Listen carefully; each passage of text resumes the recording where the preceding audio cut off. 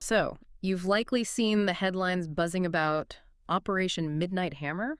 It was pretty dramatic, this unannounced U.S. military operation, the first direct strike on Iranian nuclear sites during this whole conflict. And if you're like us, you probably had a ton of questions right away. What really happened? What was the objective? And maybe the biggest question, what happens now? So today, we're going to cut through some of that noise. We'll dive straight into the sources, intelligence reports, official statements, global reactions. We really want to get a handle on the full scope of this operation, the immediate fallout, and, well, the big questions that are still hanging out there. Exactly. And this kind of deep dive, it's really important for you, the listener. It goes beyond just the military stuff. It's about, information control, how that works. It's about international relations, that whole delicate balance of power, which is always being tested, isn't it? Yeah. And you'll see, as we get into it, how the stories, the narratives, start diverging almost immediately. That's kind of a key theme here. Okay, let's set the scene then. We're talking about the night of June 21st, going into the early hours of June 22nd local time. That's when Operation Midnight Hammer kicked off. The targets were three key Iranian nuclear facilities, Fordow, Natanz, and Isfahan. And this wasn't just, any strike. It was the first time the U.S. got directly involved militarily in the ongoing Israel-Iran conflict and the weapons they used. Yeah. Right, specific, right? We're talking 14 GBU-57s, those massive bunker buster bombs dropped from B-2 stealth bombers, plus Tomahawk cruise missiles fired from a submarine. Right. That combination, bunker busters, stealth delivery, submarine launch, it screams specific intent.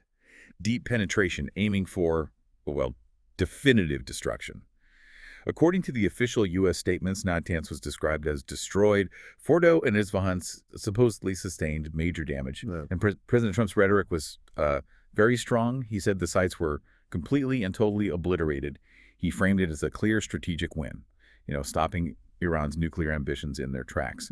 But what's fascinating right from the get-go is how quickly those initial assessments, even the basic facts of damage, became contested. It really shows how information itself is a battlefield here. Yeah, and that leads us straight into the complexity because Iran's official story was, well, completely different. They admitted there was significant harm, okay, but they immediately insisted the damage was actually quite superficial. Fine. And crucially, they claimed it was reversible, easily reversible. They also reported no casualties, no radioactive leaks, and this detail really stood out from the source material. Iran claimed some of these critical facilities were actually emptied out before the strikes hit. Which is quite a claim, isn't it? If true, it raises serious questions about intelligence leaks or maybe just foresight on their part. Right. Imagine knowing a strike like that is coming and managing to clear people out. It does make you wonder. And when we look beyond those initial conflicting government statements, the third-party assessments add another layer. The IAEA, the International Atomic Energy Agency, they reported seeing enormous damage, especially at Fordow. That definitely doesn't sound superficial. No, enormous and superficial are pretty far apart. Exactly. But then you have this leaked U.S. Defense Intelligence Agency report, the DIA report, and it projected that Iran could probably get these facilities back up and running in a matter of months, not years. Once. Okay, that directly contradicts the whole completely obliterated statement from President Trump. It absolutely does. And it raises a huge question. If even different parts of the U.S. intelligence community have different timelines, what does that really mean about the operation's success? What were the actual measurable goals, and were they met if the setback is potentially just temporary? It highlights the ambiguity.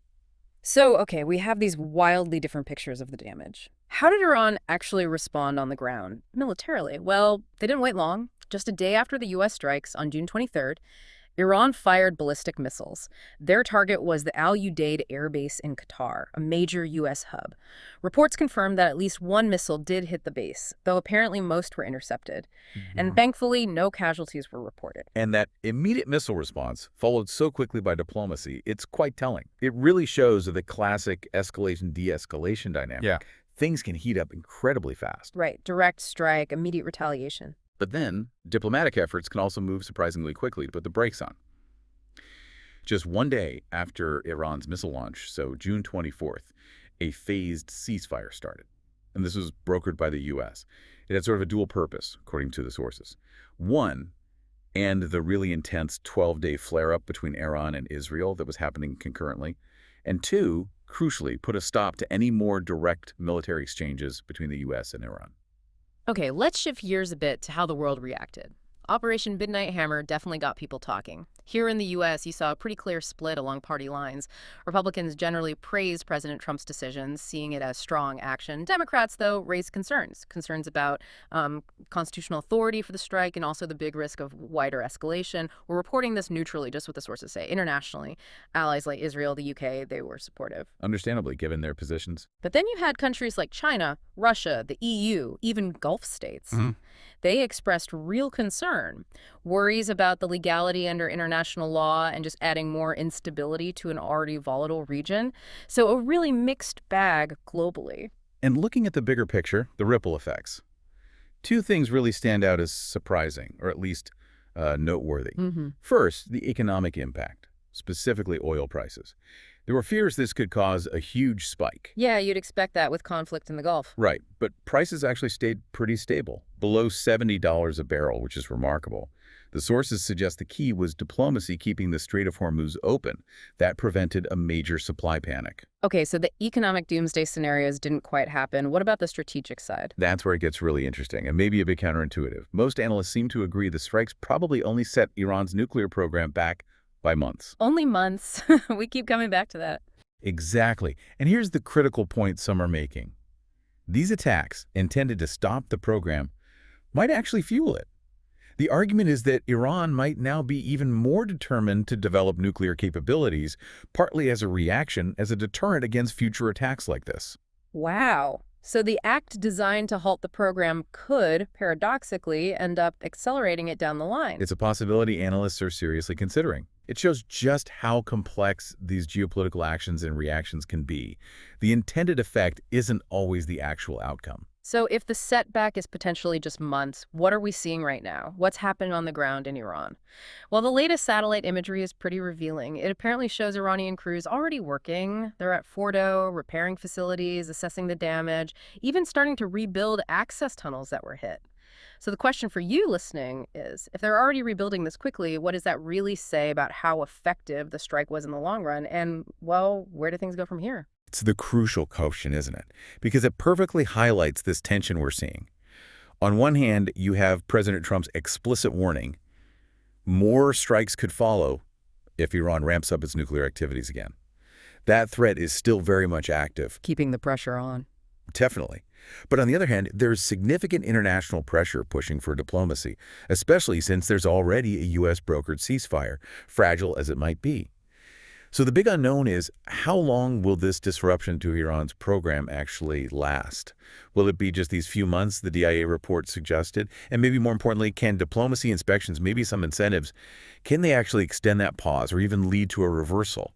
Or was this hammer, as it was called, just one blow that might lead to more? Is it leading to a negotiating table or just setting the stage for the next confrontation? That's what we don't know yet. Right. We've covered a huge amount today, haven't we? From the specifics of those bunker busters and stealth bombers to global reactions, oil prices. I think the main takeaway, looking at all the sources, is that these U.S. strikes caused serious damage, no doubt. But maybe not the definitive program-ending blow initially suggested. It led to that quick missile retaliation from Iran and then landed us in this pretty fragile ceasefire, the real long-term impact. That seems to depend entirely on how fast Iran can actually recover and whether some kind of lasting diplomatic path can be found amidst all this tension. The story definitely isn't finished. Not at all. And this whole deep dive into Operation Midnight Hammer, it really underscores a few key things for us, I think. How fast military action can escalate.